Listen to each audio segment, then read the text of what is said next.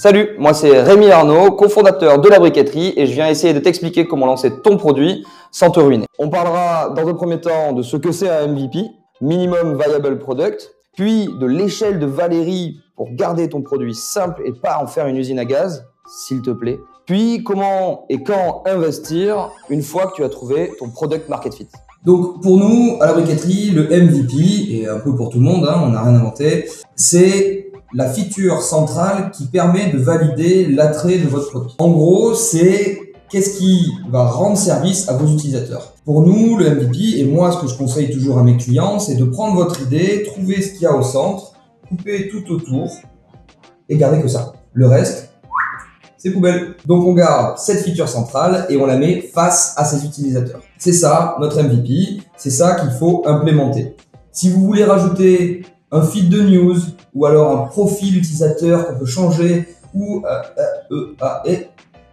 on arrête tout de suite. Le MVP doit être peu cher et il peut être fait en no-code, en WordPress, avec un formulaire, un Excel, un Airtable, des outils autres. Vous n'êtes pas obligé de créer une application, de créer un site complet dès le départ.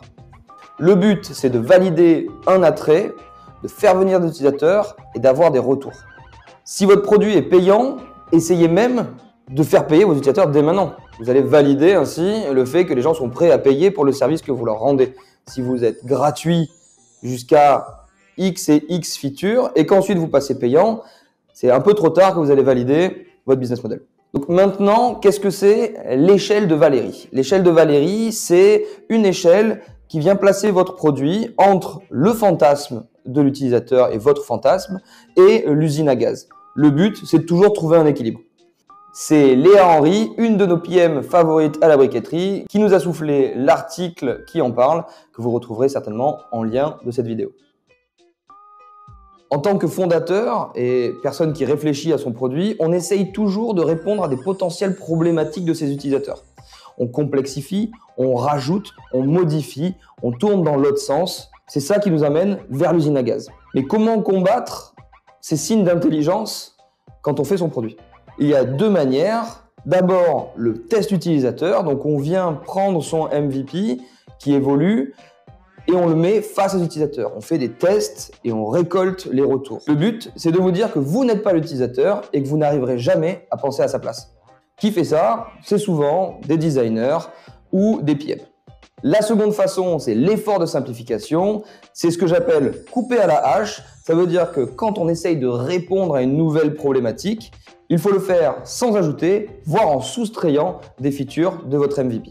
Donc n'hésitez pas de demander des conseils à des experts et surtout n'écoutez jamais les oiseaux de mauvais augure qui vous disent de rajouter un bouton, de peut-être un champ. Et est-ce que vous avez pensé à simplification? Ça y est, vous arrivez à développer votre MVP de la manière la plus simple possible. Vous la présentez à vos utilisateurs, vous la mettez en ligne et vous l'amenez à vos potentiels utilisateurs grâce à un groupe Facebook, un petit peu de pub Facebook, Insta, etc.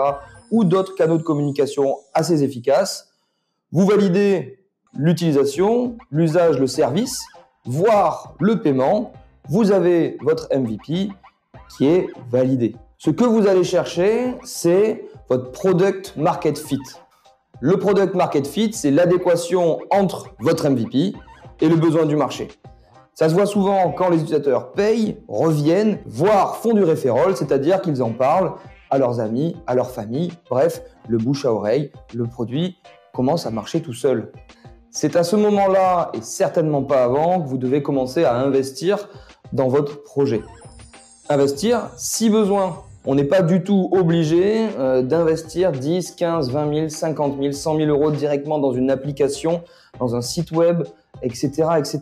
Vous pouvez et vous devez commencer pour peu cher avec des solutions comme du no-code, des formulaires, juste une landing page pour choper des emails, des solutions comme celle-ci, voire faire une partie du produit à la mano et ensuite, si besoin, aller chercher des développeurs, des designers pour aller trouver le bon produit.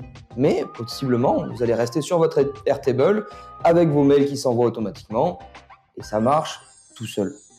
La question, c'est donc de ne jamais complexifier, de toujours investir en étant sûr que c'est le bon moment et petit à petit. Si vous vous posez des questions sur le lancement, l'évolution ou la refonte de votre produit, n'hésitez pas à nous envoyer des questions en commentaire ou par mail à la briqueterie ou alors vous inscrire au prochain Mentor Heroes. On est actuellement, comme ici, en train de tester de nouveaux formats de vidéos et d'événements. N'hésitez pas à nous faire vos retours. On est toujours friands. C'est un peu ça les tests utilisateurs pour améliorer notre produit.